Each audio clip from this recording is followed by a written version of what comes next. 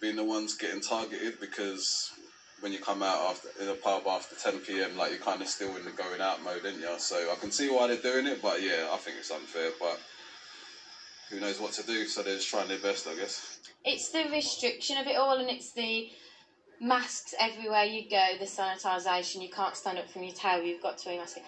Sometimes you'd rather just get a bottle of wine at home and sit and watch film. It's just the less faff and same enjoyment. In other news, police are questioning a man on suspicion of murder over the shooting of 2 men found dead at a Dudley industrial estate. The men were found inside a car at Albion Works in Brierley Hill on Wednesday afternoon. The suspect was stopped in Carnforth in Lancashire this morning. Police are appealing for more information. West Midlands Ambulance Service has taken a major step forward in reducing its impact on the environment by launching the UK's first fully electric emergency ambulance.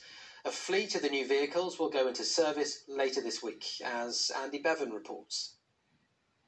It looks the same as hundreds of others on our roads, but this is the EDCA, the Electric Dual Crewed Ambulance, and it's the first of its kind anywhere in the country. Gone is the diesel engine, replaced with a bank of lithium-ion batteries under the floor of the vehicle, reducing its emissions to zero, making it a lean, green emergency machine.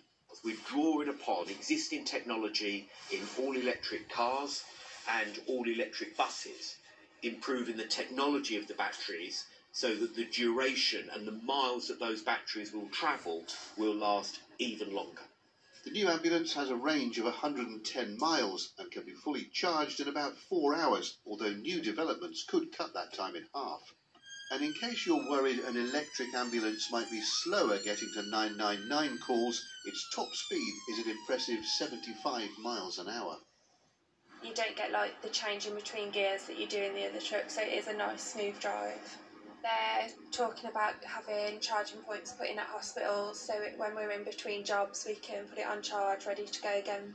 The NHS currently produces 4% of the UK's greenhouse gas emissions, similar to the pre-pandemic airline industry, and it's pledged to reduce those emissions by 80% before 2050. But when Birmingham's delayed clean air zone is finally introduced, possibly next summer, the West Midlands Ambulance Service fleet will already be doing its bit to reduce pollution on the city's roads. Andy Bevan, ITV News. Let's get some football, and Stoke have beaten Aston Villa at Villa Park 1-0 in the 4th round of the EFL Cup tonight. Sam Vokes scored for the visitors after 26 minutes. They will host Spurs on the week commencing December the 21st. Finally, after 6 months of waiting, a teenager from Stoke-on-Trent has been able to properly celebrate a life-changing amount of money that he won from a scratch card at the start of lockdown. 19-year-old Kyle Burke won £20,000 a month for a year on the 19th of March. But while having to celebrate his win virtually at the time, he's now been able to honour the moment in true lottery winner's style, along with his father Simon. I went to the shop on that day and obviously didn't think I was going to buy one.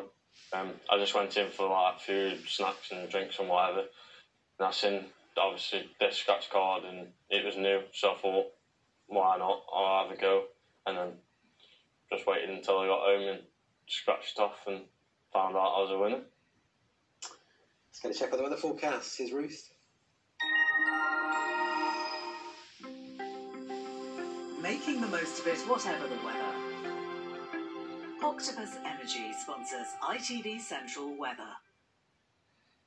Hello there, very good evening to you. Hope you are able to make the most of the dry weather out there today, because it's all change, and that change comes courtesy of Storm Alex, a swirling mess of low pressure. He'll disappear through Friday night to be replaced by, yes, more low pressure, so just be warned. Saturday in particular is shaping up to be a thoroughly miserable day with strong winds and heavy rain, accompanied by a drop in temperatures too, so feeling far from pleasant, I'm sure you'll agree. That being said, it's not too bad out there at the moment. We've got plenty of dry weather, just a bit of cloud bubbling up over the next few hours, and the first signs of a bit of wet weather to come too, certainly down towards southern parts. Temperature-wise, neither here nor there, lows of around 8 or 9 in Celsius, but the wind's starting to pick up the pace, and that marks a real change. A thoroughly miserable gentle end to the week, I'm sure you'll agree. Not really what we wanted to see. Heavy, prolonged, thundery downpours working their way northwards as the day wears on. The winds will remain on the strong side. Sunshine, I think, in rather short supply, with temperatures certainly disappointing for the time of year, 13s and 14s at best.